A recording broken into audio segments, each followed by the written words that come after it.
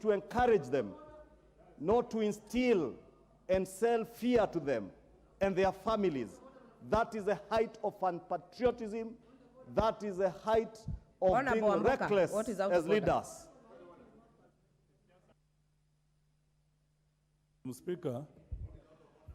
Madam Speaker, is the Honorable Ichungwah in order to continually discuss our leaders, Azimio leaders, in bad light, while knowing that the Kenyan police are not trained in the military affairs and are going to die in Haiti?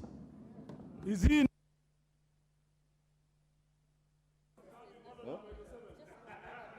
Majority Leader.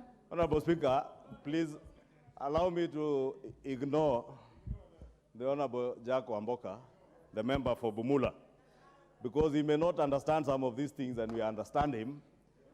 Because, Honorable Speaker, I was saying the police are going to Haiti on a policing mission to restore law and order like they do every day.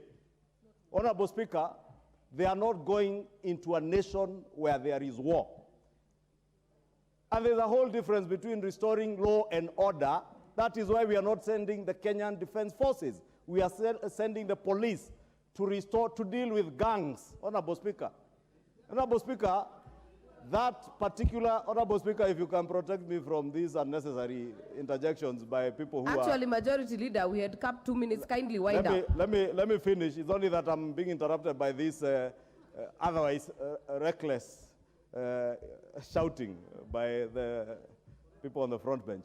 Honorable Speaker, I was saying, let us be patriotic enough not to sell fear to our officers, to encourage our officers. Many young men and women in this country are waiting for police recruitment to Majority Leader, do you want to be informed by Honorable Junet? I definitely would not desire to be informed on any subject. You have 30 touching seconds. On security Wind by up. the Honorable Junet, not on security. Majority Leader, 30 seconds. I do not wish to be informed. Honorable Speaker, I was saying, let us allow our officers and as many young Kenyans wait on the waiting lines to join our forces, be it the police service, be it the military.